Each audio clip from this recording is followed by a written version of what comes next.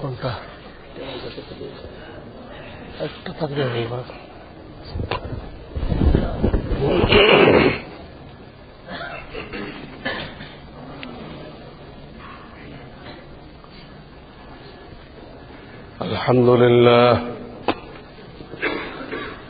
الحمد لله وكفى وسلام على عباده الذين اصطفى أما بعد فأعوذ بالله من الشيطان الرجيم بسم الله الرحمن الرحيم وأطيعوا الله وأطيعوا الرسول وأولي الأمر منكم وقال رسول الله صلى الله عليه وسلم والمهاجر من هجر الخطايا والذنوب أو كما قال رسول الله صلى الله عليه وسلم বুজুর্গান মুহতারাম, আমাদের দুনিয়ার জিন্দেগির উদ্দেশ্য আল্লাহ রাব্বুল আলামিনকে রাজি করা, খুশি করা। এটা হলো মূল লক্ষ্য উদ্দেশ্য। এর জন্য আল্লাহ রাব্বুল আলামিন শরিয়াত নাযিল করছেন। ওই শরিয়াতের মধ্যে বলা আছে যে তোমরা এই এই কাজগুলো করলে আমি রব্বুল আলামিন তোমাদের উপরে রাজি হয়ে যাব, খুশি হয়ে যাব। আর এই এই কাজগুলো করলে আমি তোমাদের উপরে অসন্তুষ্ট হব। এটাই শরিয়তের মধ্যে খুলে খুলে বলা হয়েছে। যেগুলো ইবাদত বন্দেগী, যেগুলো হালাল, এগুলোর মধ্যে আল্লাহর সন্তুষ্টি। আর যেগুলো ইবাদত বন্দেগী না, নাফরমানি বা শরিয়াতে হারাম ঘোষণা করেছে, এগুলোর মধ্যে আল্লাহর অসন্তুষ্টি, আল্লাহর গজব, এগুলো শরিয়াতে বলে দিছে। সন্তুষ্টের রাস্তায় যারা চলবে, আল্লাহ দুনিয়াতে, কবরে, হাসরে, জান্নাতে, সব জায়গায় আল্লাহ তাদেরকে শান্তিতে রাখবেন, আরামে রাখবেন। আর যারা আল্লাহকে অসন্তুষ্ট করবে, নাফরমানির রাস্তায় চলবে, আল্লাহ তাদেরকে দুনিয়াতে, কবরে, হাসরে, আখিরাতে, সব জায়গায় আল্লাহ তাদেরকে আযাবের মধ্যে রাখবেন, গজবের মধ্যে রাখবেন। খুব পরিষ্কার। এই জন্য শরিয়তের ইলম অর্জন করা, এটা আল্লাহ রাব্বুল আলামিন ফরজ করে দিয়েছেন। এই ইলম একটা লাইট, একটা আলো, একটা আলো। এই আলো দিয়েই কোনটা আল্লাহ সন্তুষ্টির রাস্তা, জান্নাতের রাস্তা ক্লিয়ার দেখা যায়। কোনটা আল্লাহর অসন্তুষ্টির রাস্তা, জাহান্নামের রাস্তা, ওটাও ক্লিয়ার দেখা যায়। এই লাইট, এই আলো, এই আলোর নাম হলো শরিয়ত। আর বিভিন্ন বদ্দিনওয়ালারা অ্যাডভার্টাইজ দিচ্ছে, তাদের কম্পিউটার, তাদের ল্যাপটপের খুব অ্যাডভার্টাইজ দিচ্ছে। আর নিচে লিখে রাখতেছে আলো আসবেই। ওই আলো আমি যে আলো করতেছি এটা না। ডক্টর ইউনুসের আলো আর আমি যেটা করতেছি ওই আলো মানে কুফর, শিরক, নাস্তিকতা। তাদের ল্যাপটপ দিয়ে নাস্তিকতার আলো, নাস্তিকতা তো আলো হয় না, নাস্তিকতার জুলুমাত, অন্ধকার, অন্ধকার আসবেই, মানুষ গুমরা হবেই, ধ্বংস হবেই, দুনিয়াতেও আখেরাতেও ধ্বংস হবেই। আমি অন্তত 2 বছর বয়ান করতেছি, যত মাল্টি লেভেল মার্কেটিং আছে, ডেস্টিনি 2000 আছে, সবগুলো হারাম, জুয়া। এগুলো যে করবে দুনিয়াতে সে হাই হাই কোম্পানির মধ্যে পড়ে যাবে। আপনারা অনেকে আমার কথা বিশ্বাস করছেন, তারা বেঁচে গেছেন। অনেকে বিশ্বাস করেন নাই। হুজুর কি এত কিছু জানে? এর দ্বারা কত লাভ হবে? একটা গাছ কিনলে আমার 14 পুরুষ খাইয়ে বাঁচতে পারবো। আমার বেকুব বানাইছে, মানে সমানে গাছ কিনছে আর শেয়ার কিনছে। এখন তাদের বুঝে আসছে সত্যি এটা হাই হাই কোম্পানি। যত কিছুতে এরকম লাভ দেখবেন সব বুঝবেন। এই অনেকবার আসছে, কারণ শরিয়তের আলো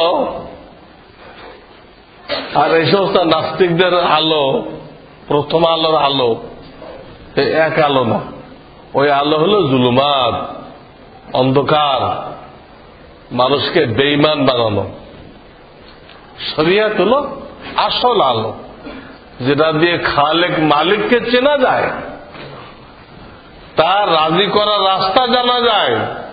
ওটা আলো, ওটা শিখতে হবে, ফরজে আইন। এবং মনে রাখতে হবে নবী আলাইহিস সালাম দুনিয়াতে চলে গেছেন, তিনি হায়াতে যা বলে গেছেন এর মধ্যে কোনো পরিবর্তন হবে না। তিনি হায়াতে যা বলে দিয়ে গেছেন ওইটাই শরীয়ত। নতুন করে কারোর ওটা পরিবর্তন করার কি নেই, অধিকার নেই। হুজুর তো এটা শরীয়ত বলে গেছিল, এখন জামানার চাহিদার কারণে আমরা এটা পরিবর্তন করে এটাকে শরীয়ত বলতেছি।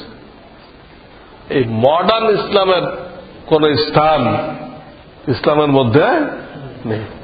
ইসলামকে মডার্ন হয়, ইসলাম তো 1400 বছর পিছাই যেতে হবে, ওখান থেকে আনতে হবে। ওই জামার মধ্যে কোনো কাটছিট করা চলবে না। হাতটা বাড়াই দিলেন, হ্যাঁ, পকেট লম্বা করে দিলেন, ওটা আর মদিনার ইসলাম হবে না। যা বলে গেছেন তাই। কাজে ওইটার ব্যতিক্রম করে কেউ আল্লাহকে খুশি করবে, জান্নাত পেয়ে ফেলবে, এই আশা করা ভুল। শরিয়ত যেহেতু কংক্রিট একটা জিনিস, চূড়ান্ত একটা জিনিস, এর মধ্যে কোনো পরিবর্তন আর আসবে না। কাজে এর ব্যতিক্রম করে আপনি আল্লাহকে রাজি করবেন, এটা হবে না। আজকে মানুষ বিভিন্ন গলত রাস্তায় আল্লাহকে রাজি খুশি করতেছে। কেউ ওরস করে রাজি করতেছে, ওরস, অথচ ওরস করতে আল্লাহ রসুল মানা করে গেছেন।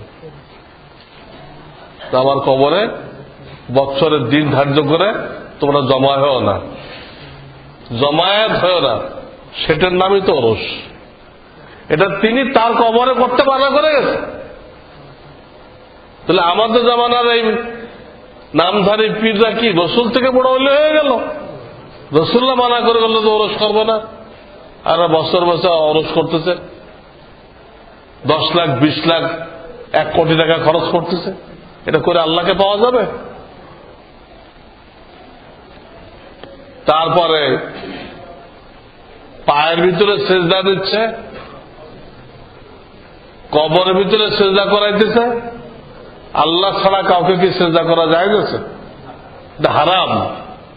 এর দ্বারা কি কোনোদিন আল্লাহকে খুশি করা যাবে? অথচ লোকেরা এর মাধ্যমে আল্লাহ আল্লাহ হইতে চাইতেছে, পরকালে মুক্তি চাইতেছে। পীরের সেজদা করলাম আর পরকালে জান্নাতে যাওয়ার টিকিট হয়ে গেল। কিন্তু জান্নাতের টিকিট হলো না দোজখের টিকিট হলো, সেটাকে বেহেশতের টিকিট মনে করছে। তো দোজখের টিকিট। বিভিন্ন পীরের দরবারে মান্যত মানা, মাজারে মান্যত মানা শিরিক।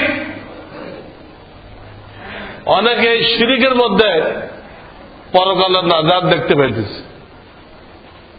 শিরিক করার ভিতরে, শিরিক করলে ঈমান ধ্বংস হয়ে যায়। ঈমান ধ্বংস হয়ে গেলে পরকালের নাজাত করতে আসবে, পরকালে সেও ধ্বংস হয়ে যাবে, সেও ধ্বংস হয়ে যাবে। কেউ কিয়াম করার ভিতরে নাজাত দেখতে পাইতেছে। কিয়াম করলে আল্লাহ রাসূল মহা খুশি হয়ে যাবে, আর আমার জন্য শাফাত করা ওয়াজিব হয়ে যাবে। অথচ তিনি কিয়াম করতে মানা করে গেছেন। খবরদার, আমি যখন মজলিসে আসি কেউ দাঁড়াইবে না, কেউ দাঁড়াইবে না, সাফ রেওয়ায়াত। তিনি হায়াতে মানা করে গেলেন, আর তিনি দুনিয়াতে চলে গেছে, এখন জায়েজ হয়ে গেছে। হ্যাঁ, আপনি আগের থেকে দাঁড়ানো ছিলেন, আগের থেকে দাঁড়ানো ছিলেন, দাঁড়ায় দাঁড়িয়ে দুরূদ পড়তেছিলেন, এটা নিষেধ না। বসা আছেন, বসা অবস্থায় দুরূদ পড়েন। কোন জরুরতে দাঁড়াইছেন, পড়েন দুরূদ। কোন জরুরতে হাঁটতেছেন, পড়েন দুরূদ। এটা তো নিষেধ না।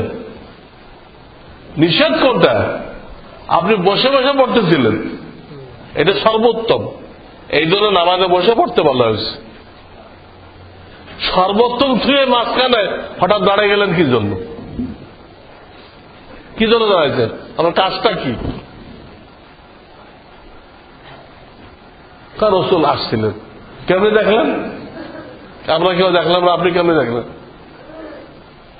আবার বসলেন কেন? রাসূল চলে গেছে, কি নারাজ হয়ে চলে গেছে? আসলো, তা দেখলো কেমনে? আবার যে বসলো, নাকি রাসূলুল্লাহকে দাঁড় করে রেখে বসছে না, আল্লাহ জানে কি করছে। বসলো কেমনে? তো দাঁড়ায় থাকতে তো বাকি জিন্দেগি। অথচ আজানে রসুলের নাম বলা হইতেছে না, ইকামতে রসুলের নাম বলা হইতেছে না, এই আম বয়ান করতে যাবে রসুলের নাম বারবার বলতেছে না, তখন দাঁড়ান না কেন? রসুলের নাম বলে যে শ্রদ্ধায় দাঁড়ানো দরকার, রসুলের নাম শুনলে শ্রদ্ধায় চুপ চুপ করে চোখে লাগানোর দরকার। তা আমি এখন বয়ান করতেছি, রসুলের কথা বারবার বলতেছি, তখন দাঁড়ানো না, আবার এই বুড়ি আঙুলে ফু দিয়ে চোখে লাগান না। সব আপনারা মিলাদের মধ্যে দিয়ে ঢুকছে, সব বানোয়ার জিনিস। সহি মিলাদ পড়েন, রসুলের সুন্নতের আলোচনা করেন, সঠিক দুরূদ পড়েন। যে হাদিস আছে যে সহি মিলাদ বলে, হক্কানি উলামা ইকরাম যারা বয়ান করে, ওইটা হলো সহি মিলাদ। ওয়াজ মাহফিল হয়, ওইটা হলো মিলাদ। মিলাদ মানে কি? রসুলের জন্মের লক্ষ্য উদ্দেশ্য বয়ান করা। তো ওলামা ইকরাম করতেছে, মিলাদ করতেছে, ওইটা মিলাদ। আর এটা তো একটা ভণ্ডামি। তো কাদেরকে নিয়ে আসবে? এলেম কালাম কিচ্ছু নেই, ফাতেহাও পড়তে পারবে না, এর লয়ে আসে মিলাদ পড়তে। ফাতেহাও সহি নেই, সূরা ফাতেহাও সহি করে পড়তে পারবে না। উনি একদম মিলাদের শাইখুল হাদিস। এরকম জাহেল এদেরকে নিয়ে আসে। বাস ওলামায়ে কেরাম হক কথা পৌঁছাই দিচ্ছে। এরপরে যারা হক না মানবে, এরা আল্লাহর কাছে কৈফিয়ত দিবে। তোমার কানে কি হক কথা যায় নাই? কোনটা দিন আর কোনটা বদ্দিন তোমার কানে পড়ে নাই? এরপর তুমি জিদ করে বদ্দিনকে কেন আঁকড়ে ধরছিলে, যাও সেটা তো তোকে চলে যাও। তোমার দিলে আল্লাহর মহব্বত ছিল না, রসুলের মহব্বত ছিল না। রসুল যত কিছু মানা করে আসছে তুমি দিনের নামে ওইগুলো করছো। রসুল যত কিছু মানা করছে তুমি ধর্মের নামে ওই ওই নিষেধগুলো করে আসছো। অথচ শরিয়াতে কোনো পরিবর্তন আসবে না। আব্দুল কাদের জিলানী রাহমাতুল্লাহ জীবনীতে একটা ঘটনা লিখছে। একবার ওনার কাছে এরকম মনে হইতেছে উনি আল্লাহর খুব নৈকট্য লাভ করছেন, কাছাকাছি চলে গেছে, এরকম মনে হইতেছে। এরপর উনি দেখতে পাইলেন যে স্বর্ণের একটা পেয়ালা ওনার দিকে আগায় আসতেছে। এখন উনি পেরেশানির মধ্যে পড়ে গেলেন যে এটা কি জিনিস। স্বর্ণের পাত্র ব্যবহার করতে তো আল্লাহ রসুল মানা করছে। স্বর্ণের পেয়ালা, স্বর্ণের গিলাস, স্বর্ণের প্লেট, স্বর্ণ রূপা দুটারই কিন্তু মানা করে গেছেন। সেটা আমার দিকে আসতেছে কেন? এর মধ্যে যে হালাল বস্তু থাকে, তো পেয়ালা, এই গ্লাস বা কাপ এটা তো স্বর্ণের, এটা তো ব্যবহার করা হারাম। আর রসুলের ইন্তেকালে পরে শরীয়ত পরিবর্তন হওয়ার কোন সুযোগ নেই। তখন উনি পড়ে উঠলেন লা হাওলা ওয়ালা কুওয়াতা ইল্লা বিল্লাহ, পড়ে উঠলেন। পড়লে আল্লাহ নৈকট্য গায়েব, ওই পেয়ালাও গায়েব, সব গায়েব। তখন আওয়াজ পাইলেন যে আব্দুল কাদের আজকে এলেমের কারণে তুমি বেঁচে গেলে, এলেন না তাহলে তোমাকে আমি আজকে যে সুবানি দিতাম। তখন তিনি বললেন হে ইবলিস, তুই চলে যাওয়ার সময় আর একটা ধোঁকা দিচ্ছ যে আমার এলেম আমাকে বাঁচাইছে। কোশ্চিন কালো না, এলেম কাউকে বাঁচাইতে পারে না। বাঁচানেওয়ালা কে? আল্লাহ। আমার আল্লাহ আমাকে রক্ষা করছে, আমার আল্লাহ আমাকে রক্ষা করছে। দেখেন, স্বর্ণের পেয়ালায় পান করা হারাম, রসুলের শরীয়ত হারামের কারণে উনি গ্রহণ করলেন, আল্লাহ ওনাকে হেফাজত করল। এরকম কত ঘটনার কিতাবে পাওয়া যায়। আমার যিনি পীর ছিলেন হযরত মাওলানা শাহ আবরারুল হক রহমাতুল্লাহ আলাইহি, ওনারই পূর্বপুরুষ, ওনার পূর্বপুরুষ, তার নাম হল মুহাদ্দিস আব্দুল হক দেহলভি, ওনার পূর্বপুরুষ। উনি মূলত মদিনাতে ছিলেন। তো আল্লাহ ওনাকে একটা দৌলত দান করছিলেন, উনি জাগ্রত অবস্থায় নবীজিকে জিয়ারত করতে পারতেন, জাগ্রত অবস্থায়। তো একদিন ওনার প্রতি ইঙ্গিত হল যে আব্দুল হক, তুমি হিন্দুস্তান যাও, ওখানে যাই আমার দ্বীনের প্রচার করো। সেখানে লোকেরা এর খুব মুখাপেক্ষী। তখন তিনি একটা কথাই বলেন, ইয়া রাসূলুল্লাহ, এখন তো আমি প্রতিদিন আপনার জিয়ারতে ধন্য হইতেছি, এত দূরে আমি যাব, তখন কি এই নিয়ামতটা পাবো? আপনার দেখার এই নিয়ামত কি পাবো?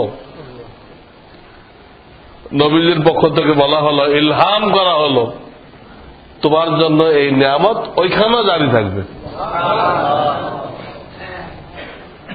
তখন তিনি হিজরত করে, মদিনা থেকে হিজরত করে দিল্লি আসলেন। দিল্লি আসলেন দিনের খাতিরে রসুলের রওজা, রসুলের শহর ছেড়ে চলে আসছে। কত লাখ টাকা ব্যয় করে আমরা যাই, কিন্তু সেই দিনের জন্য ওনারা চলে আসছেন। সাহাবায়ে কেরাম সেই দিনের খাতিরে সারা দুনিয়াতে ছড়াই পড়ছিলেন। তো দিল্লিতে আসলেন, আচ্ছা কিছু আল্লাহর বান্দা ওনাকে জায়গা দিল,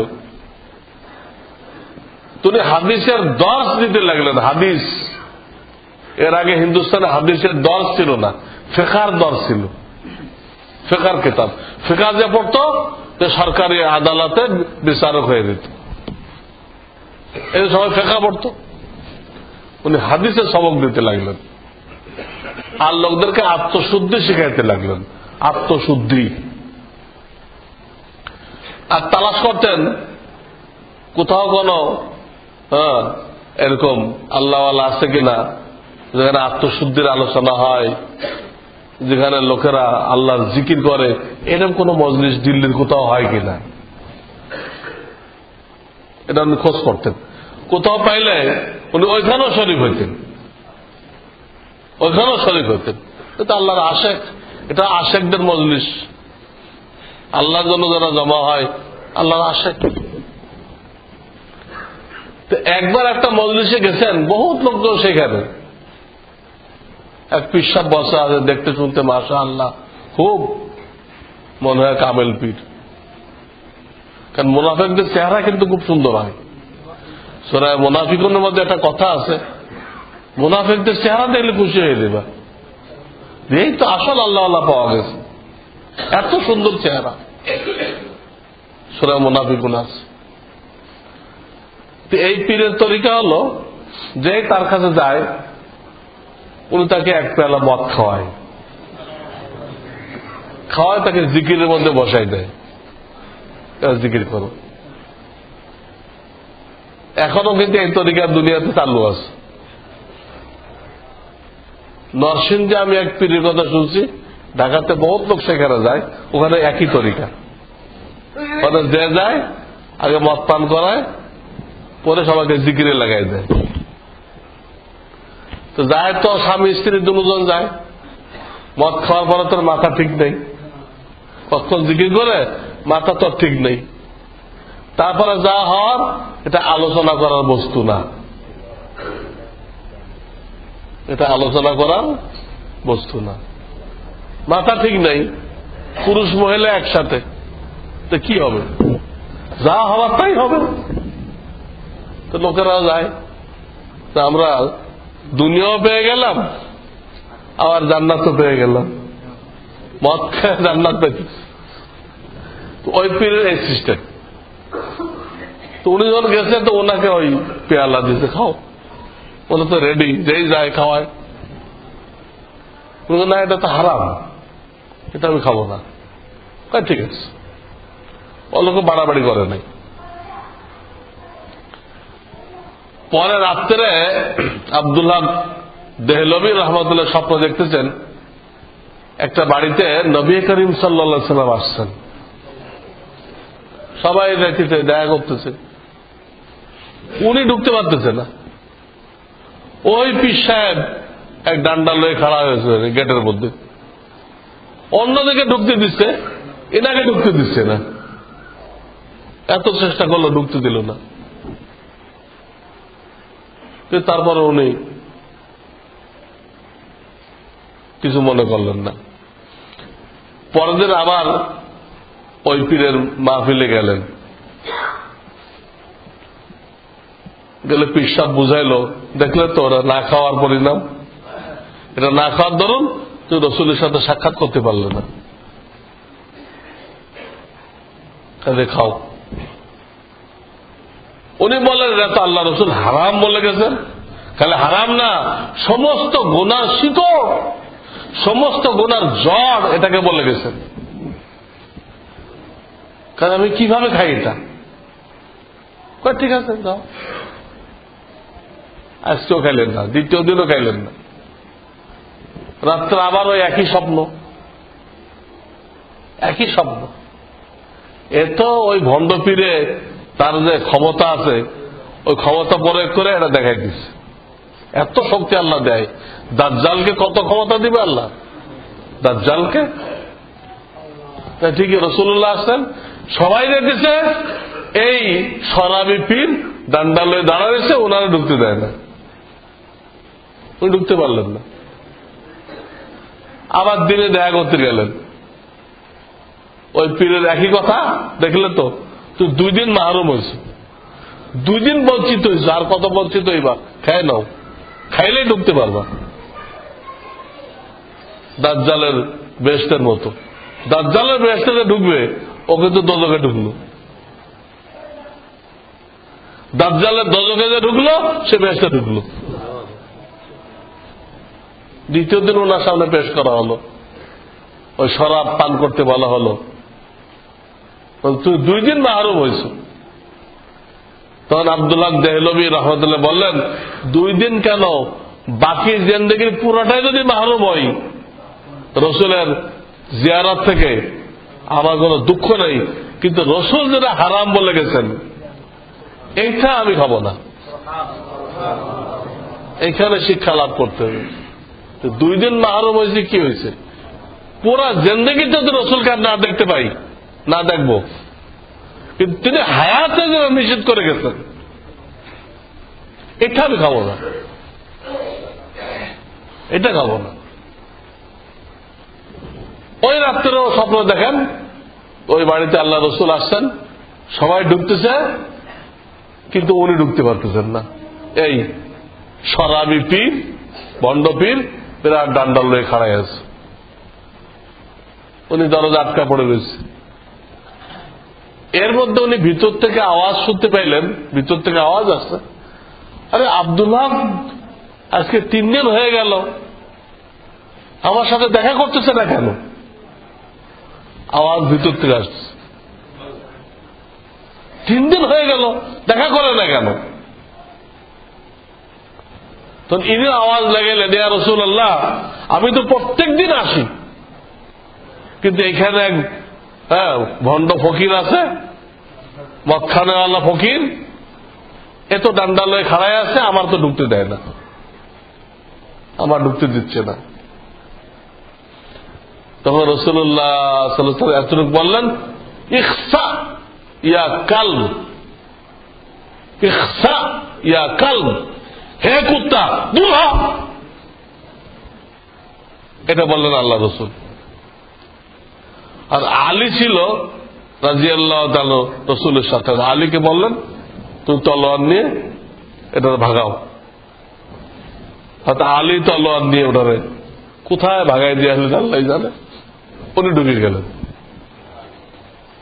ঢুকে নবীদের সাথে জিয়ারত করলেন, পুরা কিস্সা শুনাইলেন যে মদ খাই নাই দেখে আমার 2 দিন পর্যন্ত। রসুল তার গায়েব জানেন না, রসুল গায়েব জানেন না। গায়েব জানতো প্রথম দিনে হুজুর লোক পাঠাই দিতেন। রসুল যদি গায়েব জানতেন তাহলে প্রথম দিন লোক পাঠিয়ে দিতেন, আমার লোক আসছে, এক ভণ্ড তারা আটকাইছে, ওই ভণ্ডরে ভাগাও, আমার লোক ঢুকাও। উনি 2 দিন মাহরুম হইতেন না। কিন্তু আল্লাহ ছাড়া কেউ গায়েব জানে না। তো পুরা কিস্সা শুনাইলেন, হুজুর আপনি হারাম বলে গেছেন, আমি সেটা কিভাবে খাই? তো হুজুর খুশি হইলেন, তুমি যে শরিয়াতের উপরে কায়েম আছো, এই জন্য তোমাকে ধন্যবাদ। হুজুর খুশি হয়ে গেলেন এবং শরিয়াতের উপরে কায়েম থাকার জন্য বললেন। স্বপ্ন শেষ। 4th দিন উনি আবার গেলেন সে পীরের দরবারে, কারণ লোকগুলো তো বাঁচাই দেবে, হাজার হাজার মুরিদ তার, সব মদ খায় এই ভণ্ডামি করতেছে, এই লোকগুলো তো ফেরাইতে হবে। আবার গেলেন, আজকে যায় দেখে ওই গদিতে পীরও নেই, মদের পেয়ালাও নেই, পীরও নেই, মদের পেয়ালাও নেই। বলো পীর সাহেব কই গেল? বলো ওনার শরীরটা ভালো না, তো উনি ওই খাস কামরার ভিতরে এটা আরাম করতেছেন। খাস কামরার ভিতরে কি করতেছেন? আরাম করতেছেন। উনি ঢুকলেন সে কামরায়, খাস কামরা ঢুকলেন, ঢুকে দেখে কোনো মানুষ নেই এখানে। আবার ভিতর দিয়ে কোনো দরজাও নেই, দরজা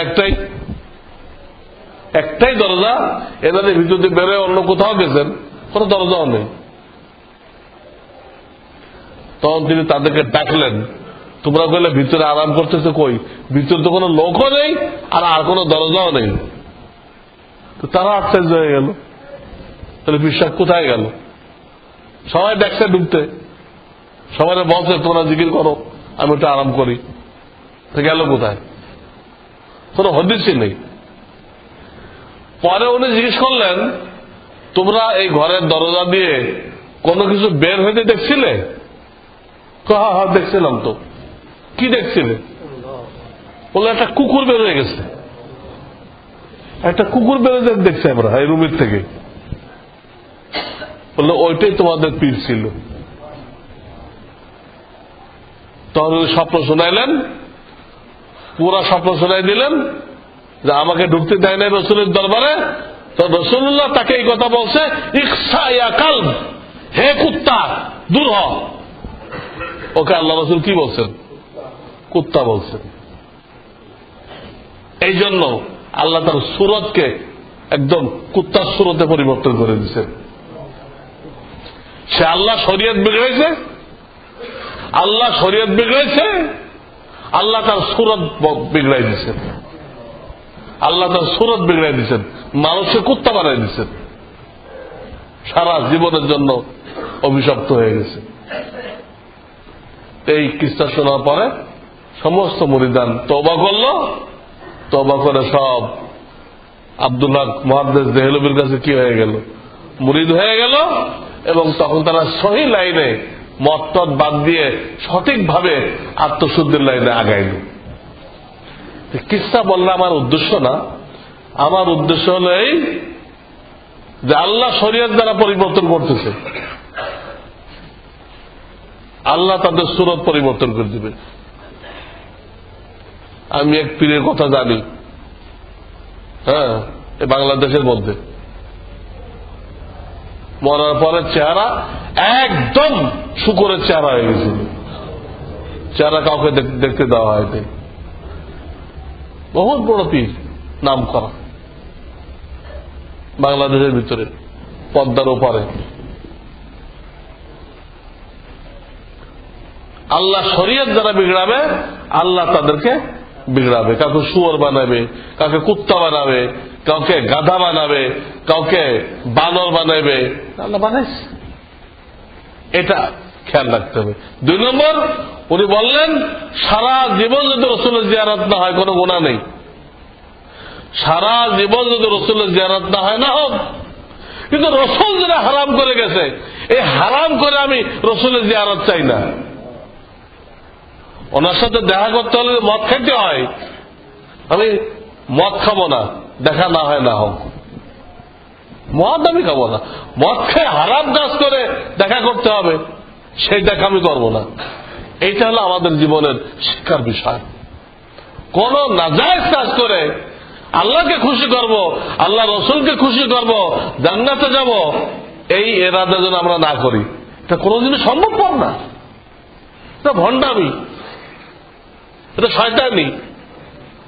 এই শয়তানির দ্বারা আল্লাহ রসুলকে রাজি করা যাবে না, পরকালে কামিয়াব হওয়া যাবে না। এজন্য হালালের উপরে কায়েম থাকতে হবে, হারাম বর্জন করতে হবে, আল্লাহর ফরমাবরদারি করতে হবে। আল্লাহর নাফরমানি করা যাবে না। নাফরমানি করে কেউ টিকতে পারে নাই। ফেরাউন, হামান, নমরুদ, সাদ্দাদ, কারুন, আবু জাহাল, কেউ টিকতে পারে নাই, কেউ টিকতে পারে নাই, কেউ টিকতে পারবেও না।